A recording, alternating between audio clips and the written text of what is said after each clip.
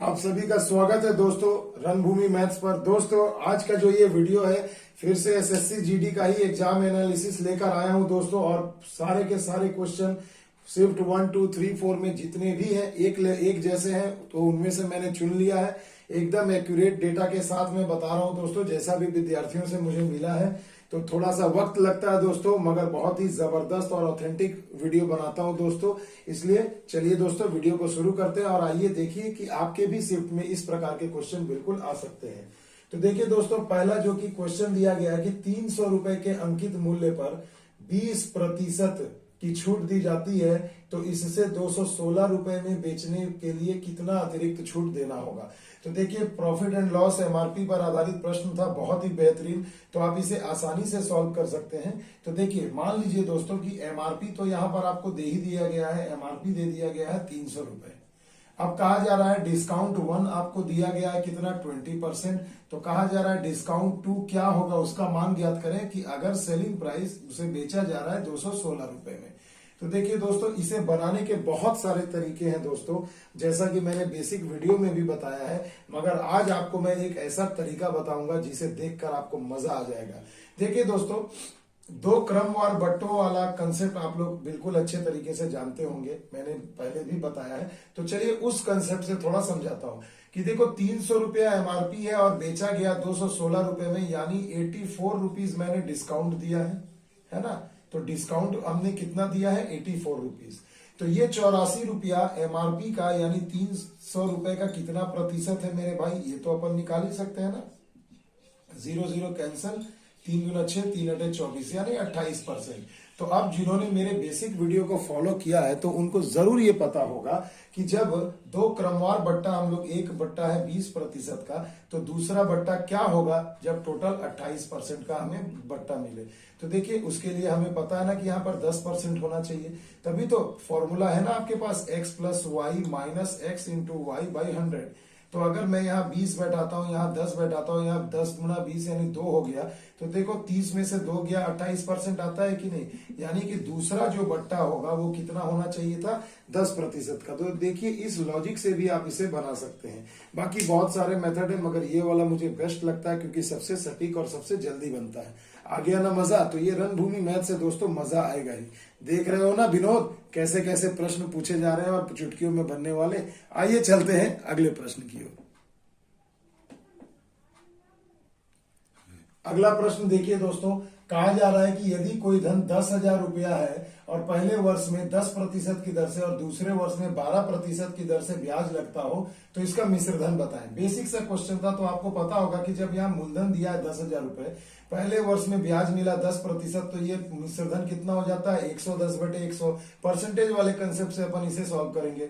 और दूसरे वर्ष में कहा जा रहा है कितना, 12%, तो 100, तो 12% तो कितना हो जाएगा दोस्तों, 112/100, है ना। बिल्कुल बेसिक सा कंसेप्ट है दोस्तों, कुछ भी नहीं करना, 112/100। तो देखो ये 4 0 इधर कैंसिल हो गए। अगर आप इसे गुणा करेंगे तो गुणा करके आ जाएगा 12320। तो यानी 2 वर्षों के बाद मिश्रधन कितना हो जाएगा दोस्तों, मिश्रधन यानी अमाउंट 12,320 रुपया। तो देखो ऐसे क्वेश्चन पूछे जा रहे हैं दोस्तों। अब देखिए दोस्तों, अनुपात से प्रश्न पूछा गया था, मगर ये भी प्रतिशत का ही कंसेप्ट है। लड़के और लड़कियों की संख्या का अनुपात 3:2 दे रखा है। अगर लड़कों की संख्या में 20% की वृद्धि हुई और लड़कियों की 25% की वृद्धि हो जाए तो नया अनुपात क्या होगा। तो देखो, ये मैं लिख लेता हूं, बॉय इज टू गर्ल, ये है 3:2 का अनुपात है, ये पहले वाला अनुपात है। अब लड़कों की संख्या में 20% की वृद्धि होती है, तो मैं इसे 120/100 लिख सकता हूं। और लड़कियों में 25 की वृद्धि हो रही है, 25% की, तो 125/100, 100 कैंसल हो गए। अब देखिए जरा मैं इसे कटा देता हूं, 5 चौके 5 दूनी 10, 5 चौके 20, ये 25 बार में कट गया भाई, है ना। तो कितना आ जाएगा, देखिए फिर से थोड़ा सा इसे अच्छे से देख लो, 5 दूनी 10, 5 चौके 20, इधर हो गया 5 दूनी 10, 25। तो देखो कितना हो गया, 2 से ये कट जाएगा 12 बार में, तो कितना हो गया, 36:25। तो नया अनुपात हो जाएगा 36:25। तो देखिए दोस्तों, हलवा पूड़ी के लेवल वाला क्वेश्चन दिया गया था पिछले सेट में, पिछले दिन के। तो देखिए चारों के चारों शिफ्ट का ही क्वेश्चन है, मैं मिक्स करके लाया हूं ताकि आपको समझा सकूं कि अभी इस टाइप के क्वेश्चन पूछे जा रहे हैं। देखिए दोस्तों, अगला प्रश्न है, कहा गया कि किसी वस्तु का क्रय मूल्य यानी कि सीपी दे दिया गया है 800 रुपए और उसका विक्रय मूल्य दे दिया है 1100 रुपए। तो बोल रहा है लाभ का प्रतिशत। तो देखिए दोस्तों, ऐसे भी प्रश्न आ रहे हैं, देख रहे हो ना विनोद, ऐसे ही प्रश्न भी पूछे जा रहे हैं, बिल्कुल लॉलीपॉप टाइप के। एक आध क्वेश्चन ऐसे आ रहे हैं जिसमें थोड़ा वक्त लग रहा है, बाकी तो भैया बेसिक कंसेप्ट है एकदम। तो देखिए कितने का लाभ हो रहा है भैया, तो आप कहोगे सर जी 300 रुपए का। तो 300 रुपए का लाभ बट्टे में क्रय मूल्य गुणा 100, यही तो होता है प्रतिशत लाभ। तो देखिए प्रॉफिट परसेंट आ गया यहाँ पे, 0 कैंसिल, कितना हो गया 300 बट्टे में 8। इसे अगर कटा सकते हो तो कटा ही लो मेरे भाई, है ना। देखो 4 दूनी 8, 4 सत्ते 28, 4 पंचे 20, 75 बटे 2 यानी 37.5%। तो देखिए कुल लाभ कितना हो गया 37.5%। तो इस प्रकार के क्वेश्चन दोस्तों बिल्कुल परीक्षा में अभी आ रहे हैं। अब देखिए दोस्तों, ये बेहतरीन क्वेश्चन था। औसत से कहा गया है कि 1 का स्क्वायर प्लस 2 का स्क्वायर प्लस 3 का स्क्वायर से 10 के स्क्वायर तक का औसत ज्ञात करें। तो मेरे बच्चों औसत निकालना है, यानी कि आपको एवरेज निकालना है। तो स्क्वायर वाली संख्याओं का औसत का फॉर्मूला मैंने मेरे औसत चैप्टर में मैंने पढ़ाया है, n into N plus 1 into 2n plus 1। ये देखो हमने लिख दिया बटे में 6, यही ना होता है भाई। तो n का मान यहाँ कितना, देखो सभी क्रमागत संख्याएं लगातार है, तो n का मान 10 हो गया, अंतिम संख्या यानी 1 से लेकर 10 तक है। तो n का मान बैठाइए, तो 10 दूना 20 और 1 21 हो गया, यहाँ हो गया 10 और 1 11 और बट्टे में 6। तो कटा दीजिए, 3 दूना 6, 3 7 21, 77 बटे में 2 यानी कितना हो गया 38.5। तो यही औसत निकल गया भैया। तो देखो ऐसे लॉलीपॉप क्वेश्चन पूछे जा रहे हैं। तो अब देखिए दोस्तों, अगला जो प्रश्न है, कहा गया है 2400 अंकित मूल्य वाले वस्तु पर 20% के छूट देने के बाद 10% की हानि होती है, तो क्रय मूल्य बताइए। देखो बच्चों, एक बात बता देना चाहता हूं कि प्रॉफिट एंड लॉस से, या आप कह लीजिए प्रतिशत चैप्टर से, आपको टोटल एग्जाम में हर शिफ्ट में 3 से 4 प्रश्न पूछे जा रहे हैं। तो मैं आप सभी से ये एक मेरा ये आपको सजेशन है कि प्रॉफिट एंड लॉस और परसेंटेज बिल्कुल अच्छे से प्रैक्टिस करके जाओ, क्योंकि 20 क्वेश्चन है तो 3 से 4 क्वेश्चन आपको यहीं से कवर हो जा रहा है। और जो बच्चे नए हैं मेरे चैनल पर, वो प्लेलिस्ट में जाएं और देखें, एनालिसिस वाले प्लेलिस्ट में आपको सारे वीडियो मिल जाएंगे हर दिन के। तो देखो मैंने उसमें बताया भी था कि किस चैप्टर से कौन सा रीजनिंग ज्यादा पूछा जा रहा है, कौन सा मैथ, तो आप वहां से भी देख सकते हैं। तो देखिए दोस्तों, क्वेश्चन में कहा गया 2400, तो भैया मेरे एमआरपी कितना है 2400 रुपए। अब बोलो एमआरपी 2400 रुपए है और इस पर 20% का डिस्काउंट दिया, तो 80/100 में बेचा जाएगा। तो भैया एमआरपी में से डिस्काउंट हटाते हैं तो वो क्या हो जाता है, विक्रय मूल्य हो जाता है। और इसमें बेचने से उसे 10% का हानि हो रहा है, तो क्रय मूल्य बताइए। तो 10% का हानि हो रहा है तो 100/90 हो जाएगा, क्योंकि क्रय मतलब नीचे, लाभ होगा तो नीचे जोड़ेंगे और हानि होगा तो नीचे घटाएंगे। 100 कैंसिल, ये खत्म हो गया, 3 तिया 9, 3 8 24 0 0, कितना हो गया 8 8 64, 100/3 भाग लगा दीजिए, 3 दूना 6, 3 एकम 3, 3 तिया 9, 3 तिया, ऐसे करके दशमलव में आएगा आंसर। तो इसे आप जरा भाग लगा लीजिए, कुछ भी नहीं है। देखो 3 दूना 6, 3 एकम 3, 10 हो गए, 3 तिया 9, फिर 10 हो गए, 3 तिया 9, फिर दशमलव दे करके फिर एक एक आएगा, ये कंटिन्यू चलता जाएगा। तो यानी 2133 रुपए 33 पैसे समथिंग आएगा, ये ऐसा आपको ऑप्शन में मिलेगा। आगे बात समझ में। तो इस प्रकार से क्वेश्चन पूछे जा रहे हैं दोस्तों। हलवा पूरी है भैया, एसएससी जीडी अगर 60 से नीचे अटेम्प्ट कर रहे हो तो समझ जाओ कि भैया कमजोरी है आप में। अपने आप को बढ़ाओ भैया, अभी भी समय है, जिनका अभी आने वाले समय में है एग्जाम, तो अपने आप को तैयार करो। और रणभूमि मैथ्स हमेशा आपके साथ खड़ी मिलेगी दोस्तों। अब देखिए दोस्तों, टाइम एंड वर्क से भी एक क्वेश्चन था, बहुत ही बेहतरीन, जैसा आप स्क्रीन पर देख रहे हैं। कहा गया है कि किसी काम को ए, देखो ए किसी काम को कितने दिन में कर रहा है 20 दिन में, और उसी काम को बी कितने दिन में करता है 30 दिन में करता है।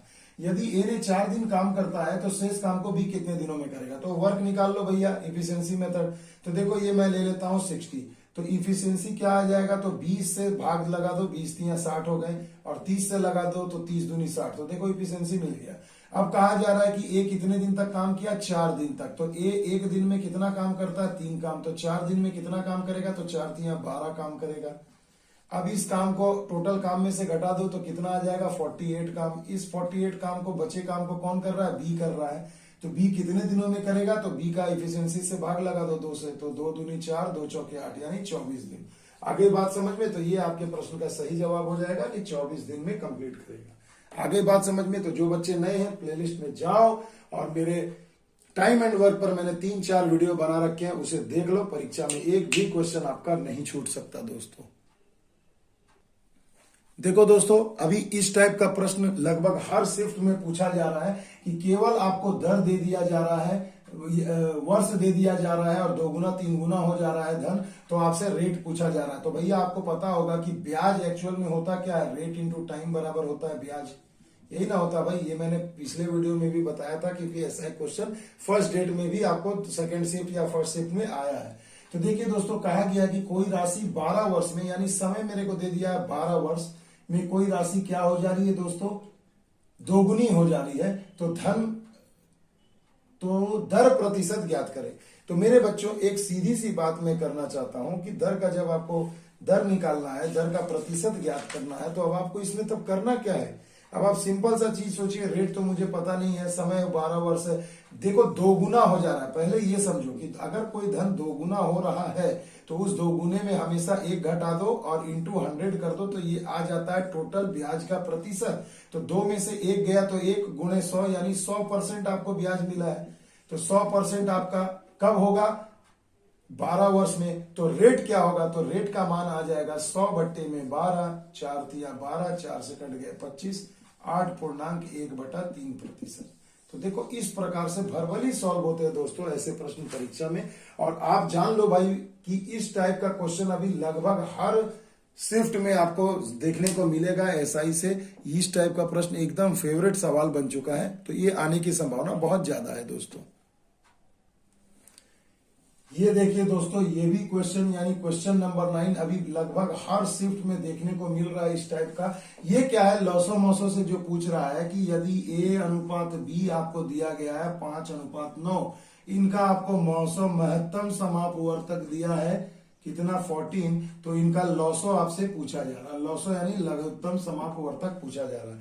तो इस पर एक मैंने जानदार बेसिक कंसेप्ट के साथ में ट्रिक बताया दोस्तों, प्लेलिस्ट में जाकर आप सीख सकते हैं। तो देखो, जब भी मौसो दिया रहे और अनुपात दिया रहे और लॉसो पूछे ना, तो लॉसो निकालने का एकदम फंडा क्लियर रखो। तीनों जो भी आपको डेटा दिए गए हैं, आप तीनों को मल्टीप्लाई कर दीजिए, क्योंकि 5 × 9 ये मान लो संख्या हो गई, और मौसो दिया 14, तो सब में 14 से गुणा करना ही पड़ेगा। तो बस आप इसको गुणा कर लीजिए, यही आपका लॉसो हो जाएगा। तो कितना हो गया मेरे बच्चों, तो देखिए एक सिंपल सा चीज, तो देखो 14 पंचे हो जाते हैं 70, 70 × 9, 9 × 63, यानी 630। तो देखिए, ये आपके प्रश्न का एक बहुत ही जबरदस्त आंसर आ गया, 630। तो देखिए क्या करना है, मौसो दिया रह रहा है, अनुपात दे दिया जा रहा है, लॉसो पूछ दे, तो बस तीनों को केवल मल्टीप्लाई कर दो। है ना मजेदार ट्रिक दोस्तों। तो ऐसे प्रश्न अभी बहुत सारे आपको एग्जाम में देखने को मिलेंगे। अब देखिए दोस्तों, कहा गया कि किसी कक्षा में 70% लड़के हैं। बॉय कितने हैं मेरे बच्चों, लड़के 70%, तथा 270 लड़कियां हैं, यानी गर्ल की संख्या आपको दे दी गई है कितनी है, 270। ये प्रतिशत नहीं है।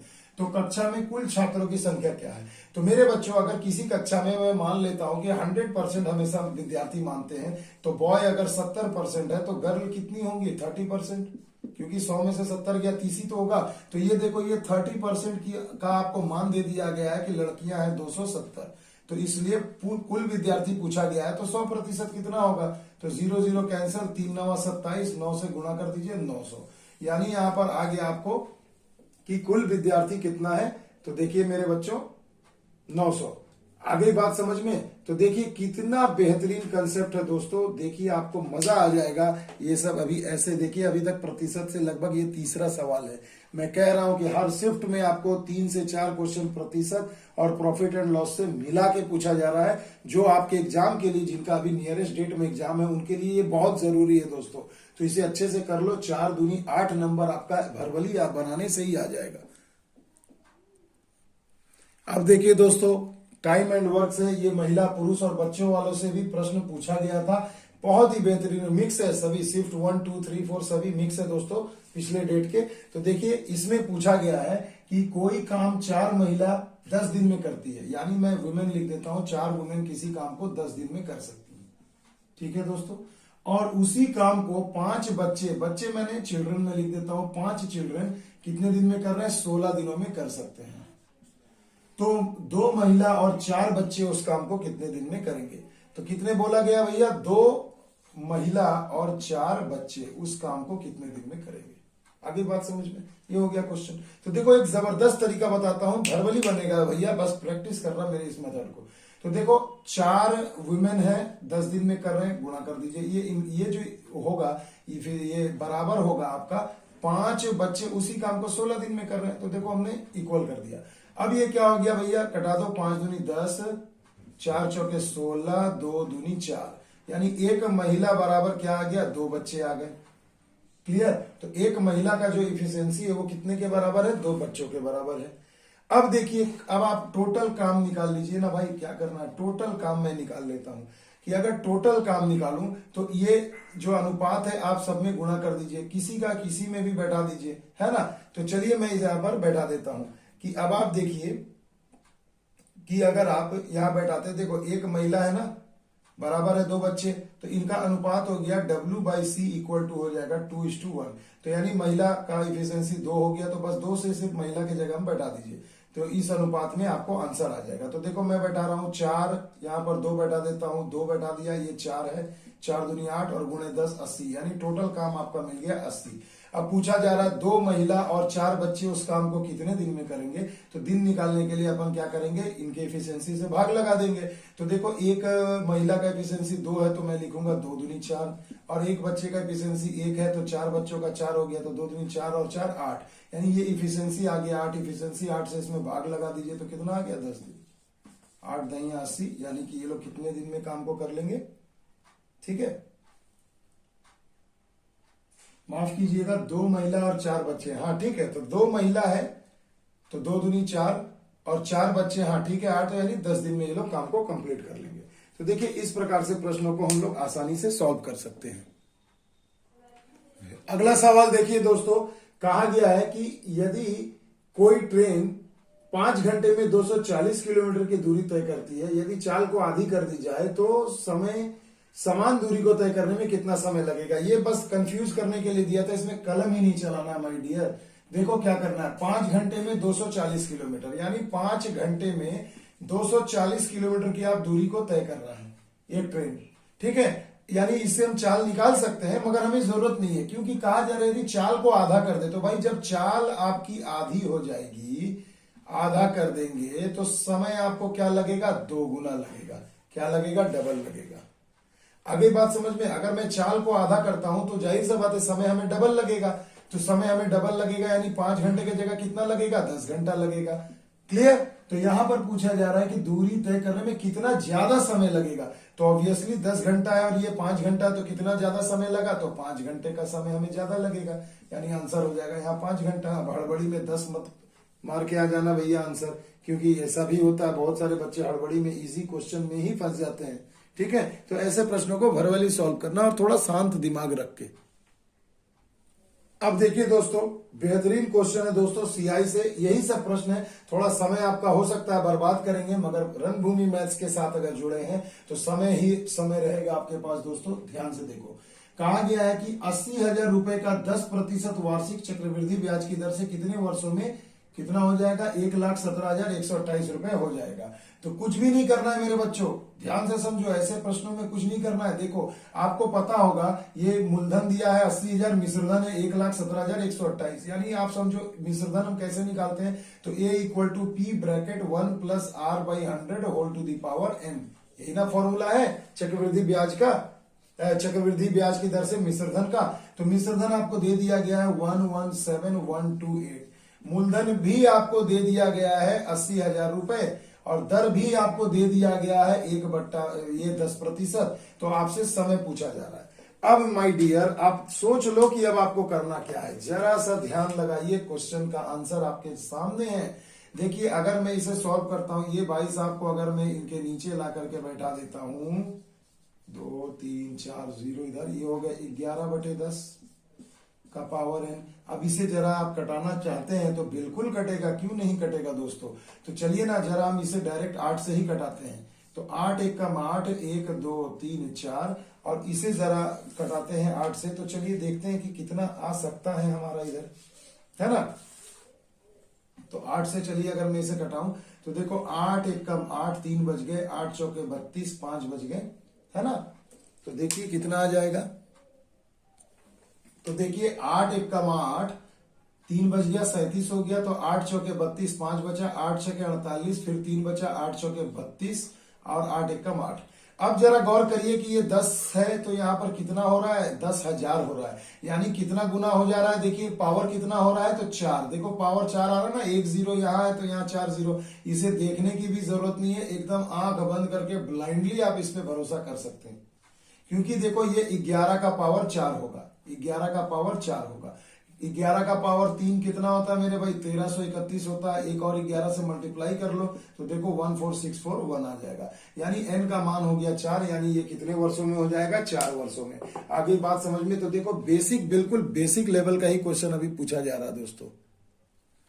अब देखिए दोस्तों अगला जो क्वेश्चन है ये भी बेहतरीन क्वेश्चन है। देखिए ये बेलन से पूछा गया था कि यदि एक बेलन, तो मेरे बच्चों बेलन यानी कि सिलेंडर, अगर एक सिलेंडर का आपको यहाँ पर दे दिया गया है कि भैया व्यास 14 है, व्यास यानी डायमीटर 14 सेंटीमीटर है, तो अर्ध व्यास कितना हो जाएगा माय डियर, 7 सेंटीमीटर, इसका हाफ, वेरी गुड। और इसकी ऊंचाई दे दी गई है 2 सेंटीमीटर। तो आपसे पूछा जा रहा है कि इसका संपूर्ण पृष्ठीय क्षेत्रफल तथा वक्र पृष्ठीय क्षेत्रफल का योग क्या होगा। ये हड़बड़ी में बच्चे गलती मत करना।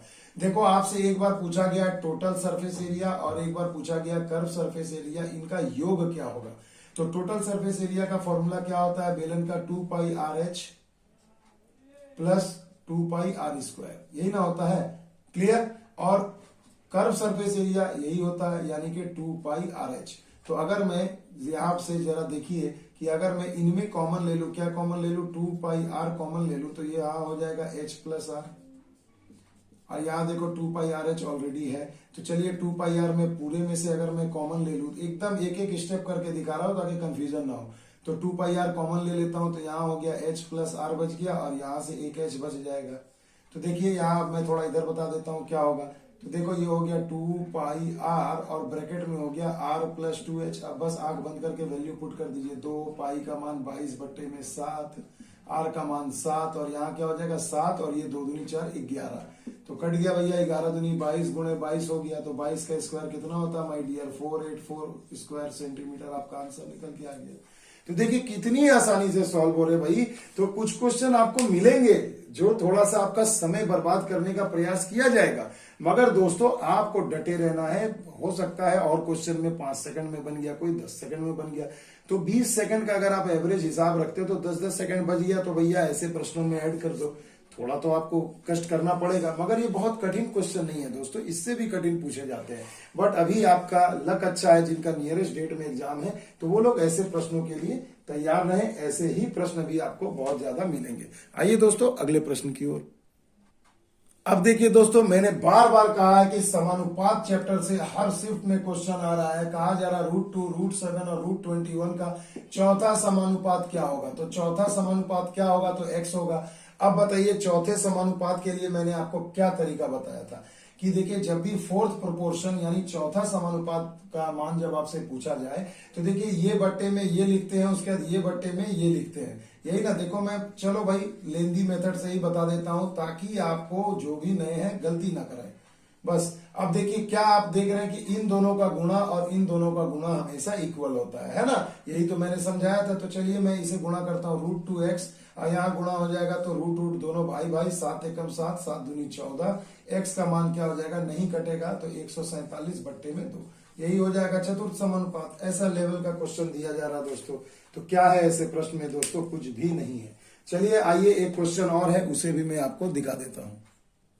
अब देखिए दोस्तों, ये प्रश्न पूछा गया था कि 40 से 50 के बीच कितनी अभाज्य संख्या है। तो मेरे बच्चों 40 है और यहां लिख दो 50। अभाज्य संख्या ऐसी संख्या यानी प्राइम नंबर जो केवल और केवल अपने आप से कटती है, बाकी किसी के बाप से नहीं कटती। आ गई बात समझ में दोस्तों। तो देखिए 40 के बाद पहला जो प्राइम नंबर होगा वो क्या होगा, 41 है ना, क्योंकि 41 देखो किसी से नहीं कटेगा। उसके बाद 42 कटता है, 43 हो गया, ये भी किसी से नहीं कटेगा। 45 कटता है, 46 कटता है, देखो 47 किसी से नहीं कटता, 48, 49 सभी कटते हैं। तो देखो यानी कितनी संख्या हो गई, 3 ही तो संख्या मिली 40 से 50 के बीच में, जो 41, 43 और 47 हो गए, जो ये तीनों अभाज्य संख्याएं 40 से 50 के बीच में। तो आई होप दोस्तों आपको मजा आया होगा मेरे इस एनालिसिस को देखकर। अच्छा लगे दोस्तों तो अपने दोस्त, अपने फ्रेंड सर्कल में शेयर करें वीडियो को, तो और बने रहे रणभूमि मैथ्स को मजबूत करें दोस्तों। मिलते हैं अगले एनालिसिस में, तब तक के लिए दोस्तों जय हिंद, जय भारत।